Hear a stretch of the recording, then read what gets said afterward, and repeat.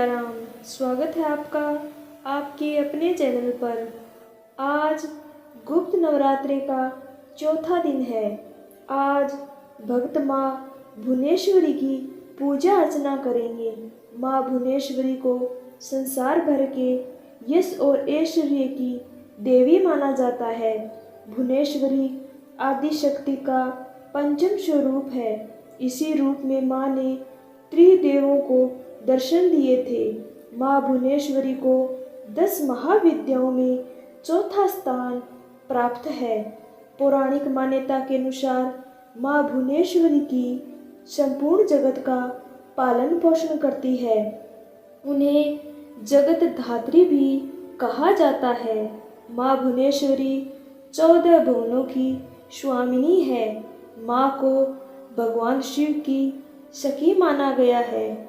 माँ भुवनेश्वरी की पूजा लाल रंग के पुष्प, नवेद, चंदन, कुमकुम, रुद्राक्ष की माला, सिंदूर, फल आदि से करनी चाहिए।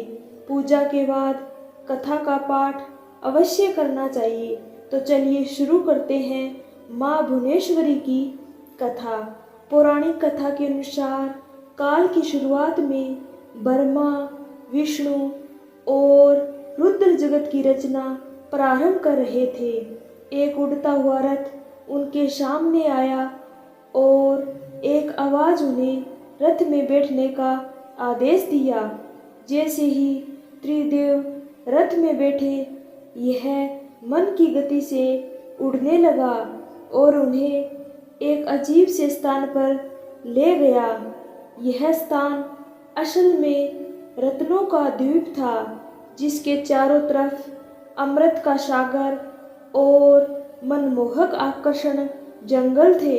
जैसे ही त्रिदेव रथ के बाहर उतरे, वह स्त्री के स्वरूप में बदल गया। उन्होंने इस द्वीप का अच्छी तरह से मुआयना किया। वहाँ उन्हें एक शहर मिला। उस शहर के चारों तरफ सुरक्षा की 9 परतें थी और इस शहर की सुरक्षा उग्र स्वभाव के भैरव, क्षेत्रपाल, मातृका और दिग्पाल कर रहे थे। जैसे ही वह शहर के अंदर गए, शहर का सौंदर्य और विकास देखकर मंत्रमुग्ध हो गए। आखिरकार वे शहर के अंदर स्थित मुख्य राजमहल में पहुँचे, जिसका नाम चिंतामणि ग्रह था और जिसकी सुरक्षा योगिनियाँ कर रही थी। यह शहर श्रीपुर था, देवी भुवनेश्वरी की राजधानी, जो मणिद्वीप की रानी थी। जैसे ही त्रिदेव महल के अंदर घुसे, उन्हें देवी भुवनेश्वरी के दर्शन हुए। उनकी छटा लाल रंग की थी। उनकी 3 आँखें, 4 हाथ थे तथा उन्होंने लाल रंग के आभूषण पहने थे। उनके शरीर पर लाल चंदन का लेप लग रहा था तथा उन्होंने लाल कमल की माला पहने हुई थी। बाएं हाथ में उन्होंने अंकुश और पास पकड़ा था तथा दाहिने हाथ से वो अभय और वरदा मुद्रा में दिखाई दे रही थी। उनका मुकुट अर्धचंद्र रूपी मणि द्वारा सुशोभित था।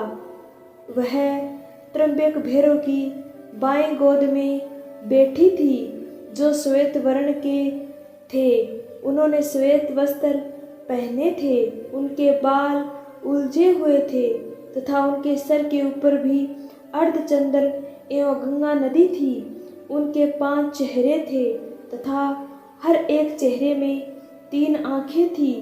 उनके 4 हाथ थे तथा उन्होंने त्रिशूल, फरसे लेने के साथ वरदा और अभय मुद्रा भी प्रदर्शित की हुई थी। देवी भुवनेश्वरी और त्र्यंबक भैरव पंच प्रेत आसन पर विराजमान थे। पंच प्रेत आसन वह सिंहासन है जिसमें परम शिवा गद्दी के रूप में तथा 5 पैरों के स्थान पर सदाशिव, ईश्वर, रुद्र, विष्णु और ब्रह्मा स्थापित हैं। इन सब की सेवा में अनेक योगिनियाँ थीं। इनमें से कुछ पंखा डोल रही थी, कुछ कपूर डालकर पान के पत्ते समर्पित कर रही थी, कुछ नए शीशे पकड़े हुए थी, कुछ घी, शहद और नारियल पानी समर्पित कर रही थी, कुछ माता के बाल का श्रृंगार करने के लिए तैयार थी, कुछ देवी के मनोरंजन के लिए नृत्य तथा गायन में लिप्त थी। त्रिदेव ने वहाँ पर असंख्य ब्रह्मांड देखे, हर ब्रह्मांड में उनकी तरह ही त्रिदेव थे और ये सब उन्होंने माता भुवनेश्वरी के पैरों के नाखून में ही देख लिया था। कुछ ब्रह्मांड ब्रह्मा द्वारा बनाए जा रहे थे, कुछ विष्णु द्वारा पाले जा रहे थे तथा कुछ रुद्र द्वारा संहारित किए जा रहे थे। त्र्यंबक ब्रह्मा की इच्छा शक्ति द्वारा उत्पन्न भुवनेश्वरी ने त्र्यंबक के 3 स्वरूप बनाए, ब्रह्मा, विष्णु और रुद्र। इस तरह त्रिदेव त्र्यंबक के 3 रूप हैं। तत्पश्चात देवी भुवनेश्वरी ने अपनी शक्तियाँ त्रिदेव को प्रदान की। ब्रह्मा के लिए देवी सरस्वती, विष्णु के लिए देवी लक्ष्मी तथा रुद्र के लिए देवी काली का निर्माण किया तथा उन्हें उनकी जगहों पर स्थापित किया। ब्रह्मा और सरस्वती ने मिलकर एक ब्रह्मांड रूपी अंडा बनाया। रुद्र और काली ने इसे तोड़ा जिससे पंचतत्व स्वरूप में आए। इसके बाद पंचतत्वों का उपयोग कर ब्रह्मा और सरस्वती ने संपूर्ण ब्रह्मांड की रचना की तथा विष्णु और लक्ष्मी ने इसके पालन पोषण का हर कार्य किया। अंत में रुद्र और काली ब्रह्मांड की समाप्ति की ताकि सरस्वती और ब्रह्मा पुनः रचना शुरू कर सके।